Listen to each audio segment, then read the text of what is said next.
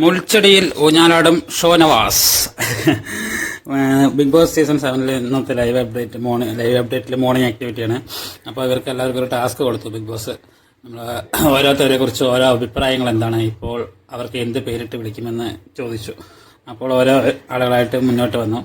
അതിൽ അനീഷ് പറഞ്ഞത് അക്ബറിനെ കുറിച്ചാണ്.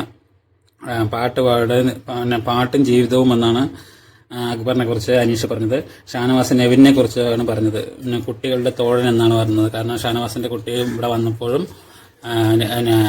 എല്ലാ ദിവസവും വന്ന സമയം മുഴുക്കെ നെവിൻ്റെ കൂടെയാണ് നടന്നത്. അപ്പോൾ നെവിനെ എല്ലാ കുട്ടികളും ഇഷ്ടപ്പെടുന്നു. അപ്പോൾ കുട്ടികൾ ഇഷ്ടപ്പെടുമ്പോൾ അവരുടെ പാരൻസും ഇഷ്ടപ്പെടും. അതുകൊണ്ട് കുട്ടികളുടെ തോഴൻ എന്നാണ് പിന്നെ നെവിനെ കുറിച്ച് പറഞ്ഞത്. അക്ബർ പറഞ്ഞത് നമ്മുടെ അനീഷിനെ കുറിച്ചാണ്. അനീഷിനെ കുറിച്ചല്ല, അക്ബർ നെവിനെ കുറിച്ച് പറഞ്ഞു. രണ്ടുപേരെ കുറിച്ച് പറഞ്ഞു. അക്ബർ നെവിനെ കുറിച്ച് പറഞ്ഞത് പിന്നെ വല്ലഭന് പുല്ലു ആയുധം എന്നാണ് പറഞ്ഞത്. വല്ലഭന് പുല്ലു ആയുധം എന്ന് പറഞ്ഞാൽ എന്തുണ്ടെങ്കിലും എന്താണ് ഇപ്പം അന്ന് പുട്ടുണ്ടാക്കണം, പുട്ടിൻ്റെ പാത്രമില്ല എന്ന് പറഞ്ഞപ്പോൾ അതിന് ചിരട്ട കൊണ്ട് എന്താ റെഡിയാക്കി പുട്ടുണ്ടാക്കി. അങ്ങനെ ഓരോരോ കാര്യങ്ങൾ എടുത്ത് പറയുമായിരുന്നു. അങ്ങനെ അക്ബർ നെവിനെ കുറിച്ച് പറഞ്ഞു. പിന്നെ അക്ബർ അനീഷിനെ കുറിച്ച് പറഞ്ഞിട്ടുണ്ട്.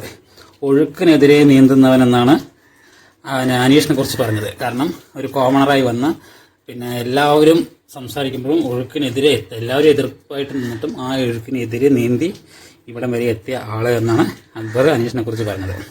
അത് നല്ലൊരു കാര്യം, അത് കറക്റ്റാണ്. നമ്മൾ പറഞ്ഞിട്ട് കാര്യം കറക്റ്റാണ് എന്നാ പറയുന്നത്. പിന്നെ നൂറ് അനുമോളെ കുറിച്ച് പറഞ്ഞത് കരച്ചിൽ റാണി എന്നാണ് പറഞ്ഞത്. അത് വളരെ വളരെ ശക്തമായ കറക്റ്റായിട്ടൊരു പേരാണ് കരച്ചിൽ റാണി. അതിനൊരു മാറ്റമില്ല. കാരണം അത് അനുമോളുടെ ശൈലി ആയിരിക്കും എന്തുണ്ടെങ്കിലും കരയുന്നത്. നമ്മളെ വീട്ടിലുള്ളവരെ കണ്ടപ്പോൾ മനസ്സിലായതാണ്. ചില ആളുകൾ അങ്ങനെയാണ്, പെട്ടെന്ന് എന്ത് ചെറിയൊരു കാര്യത്തിന് കരയും. അപ്പോൾ കരച്ചിൽ റാണി എന്നാണ് പറഞ്ഞത്. നെവിൻ പറഞ്ഞത് നൂറയിലാണ് ഉരുക്ക വനിത എന്നാണ് പറഞ്ഞത്. ഉരുക്ക വനിത എന്ത് കാര്യങ്ങളും തരണം ചെയ്യാനുള്ള കഴിവുണ്ട്. സൈലൻ്റ് ആണെങ്കിലും അങ്ങനെ തിരിച്ച് പറഞ്ഞ് സംസാരിച്ച് സ്ട്രോങ് ആയി നിൽക്കാനുള്ള ഒരു കഴിവുണ്ട് എന്നാണ് നമ്മളെ നൂറയെക്കുറിച്ച് നെവിൻ പറഞ്ഞത്.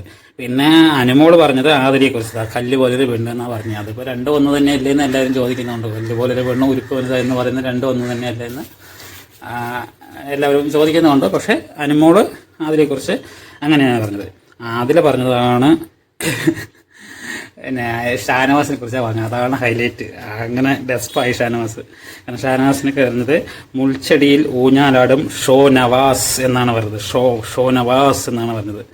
അപ്പോൾ നമ്മുടെ ഷാനവാസ് ഭയങ്കരമായിട്ട് ചിരിക്കുന്നതുണ്ട്. പക്ഷേ അത് കഴിഞ്ഞിട്ട് ഓരോ കാര്യങ്ങൾ പറയുമ്പോൾ എന്തുകൊണ്ടാണ് അങ്ങനെ പറഞ്ഞു വന്ന കാര്യങ്ങൾ പറയുമ്പോഴാണ് ഷാനവാസിന് അത് ദേഷ്യമായി മാറി. ഇപ്പോൾ ചെറിയൊരു വൈരാഗ്യം വെച്ച് നടക്കുന്നുണ്ട് ആശാൻ. അപ്പോൾ അത് മെയിനായിട്ട് ഇപ്പോൾ അതിൽ മെയിനായിട്ട് കുറേ കാര്യങ്ങൾ പറഞ്ഞു. അതിൽ മെയിൻ കാര്യം എന്തെന്ന് വെച്ചാൽ ഇപ്പോൾ അനീഷ് അനുമോളോട് ഇഷ്ടം പറഞ്ഞല്ലോ.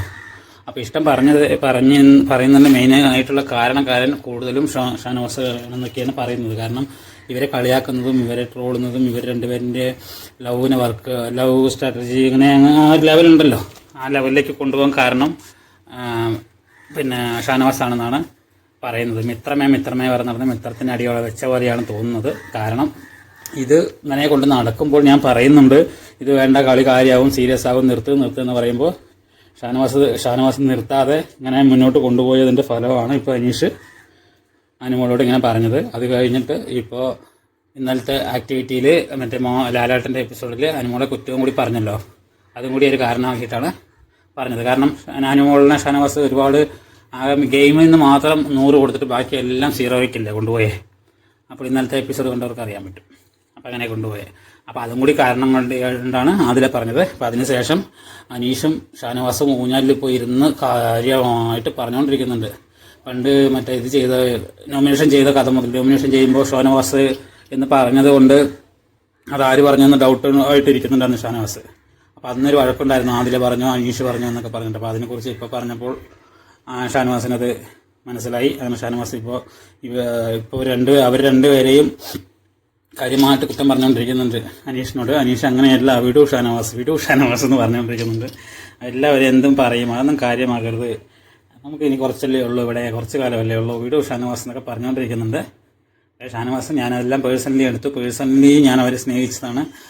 പിന്നെ ഗെയിം കളിക്കുമ്പോൾ ആ 3.5 ലക്ഷത്തിൻ്റെ ഗെയിമിൽ എനിക്ക് നൂറയുടെ ബോക്സ് എടുത്തിട്ട് വേസ്റ്റ് ബോക്സിൽ ഇടാമായിരുന്നു, ഞാൻ ഇട്ടില്ലല്ലോ. അതെന്തുകൊണ്ടാണ്? ഞാനങ്ങനെ പിന്നെ ഇവരെ പേഴ്സണലി സ്നേഹിച്ചത് കൊണ്ടാണ് എന്നൊക്കെ പറഞ്ഞിട്ട് ഷാനവാസ് സെൻറ്റിമെൻറ്റിലും പിന്നെ സീരിയസും എല്ലാം ഇടകലർന്ന് സംസാരിക്കുന്നുണ്ട്. അല്ല, അതൊക്കെ ഒരു സത്യമാണ് കേട്ടോ. ഗെയിമിനൊക്കെ ഷാനവാസിനെ എടുത്തിട്ട് സുഖമായിട്ട് നൂറയെയും അതിലേക്ക് തോൽപ്പിക്കാമായിരുന്നു.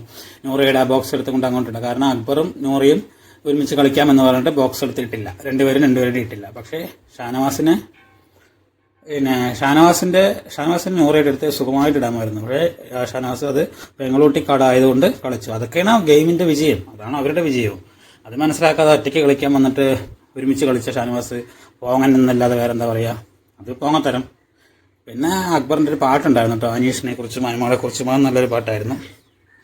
മൊത്തത്തിൽ കുഴപ്പമില്ലാതെ പോയിക്കൊണ്ടിരിക്കുന്നുണ്ട് ലൈവ്, വലിയ ബഹളങ്ങളൊന്നും ഇല്ലാതെ. പക്ഷേ ഈ ഒരു മോർണിംഗ് ആക്ടിവിറ്റി കഴിഞ്ഞതോടെ അനീഷും ഷാനവാസും ഒരു ഭാഗത്തിരുന്ന് സംസാരിക്കുന്നുണ്ട്, ആദിലയും അക്ബറും സംസാരിക്കുന്നുണ്ട്, എന്നിട്ട് ഇവരുടെ കുറ്റങ്ങളൊക്കെ പറയുന്നുണ്ട്.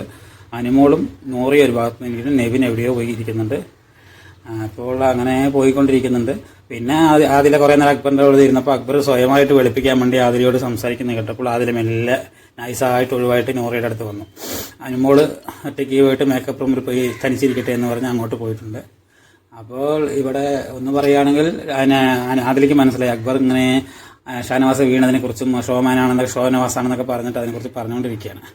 അപ്പോൾ ആദിലയ്ക്ക് കാര്യങ്ങൾ മനസ്സിലായി അക്ബറിനെ തന്നെ വെളുപ്പിക്കാനുള്ള പരിപാടിയാണെന്ന്. അപ്പോൾ അനുമോള് ആദില എണീച്ച് പോയി. എന്നിട്ട് നൂറയോട് വന്ന് പറയുന്നുണ്ട് അക്ബർ സ്വയം വെളുപ്പിക്കാൻ വേണ്ടി നോക്കുന്നു, അതുകൊണ്ട് ഞാൻ അവിടെ നിന്ന് എണീറ്റ് വന്നെന്ന്. അങ്ങനെ എടുത്ത ഒരു മോർണിംഗ് അതൊക്കെ പരിപാടി കഴിഞ്ഞ് മാതളവും കട്ട് ചെയ്ത് അപ്പോഴും എന്തോ ഒരു സാധനം എടുത്ത് കട്ടെടുത്തിട്ട് വന്നിട്ടുണ്ടായിരുന്നു കിച്ചണിൽ നേരത്തെ. അതിനെടുത്ത് കാണാതെ 2 പൂമ്പാറ്റാളും കൂടി റൂമിൽ പോയി തിന്നുന്നത് കണ്ടോ. അതാണ് ഇന്നത്തെ ഇപ്പോൾ നടന്നുകൊണ്ടിരിക്കുന്ന ലൈവ്.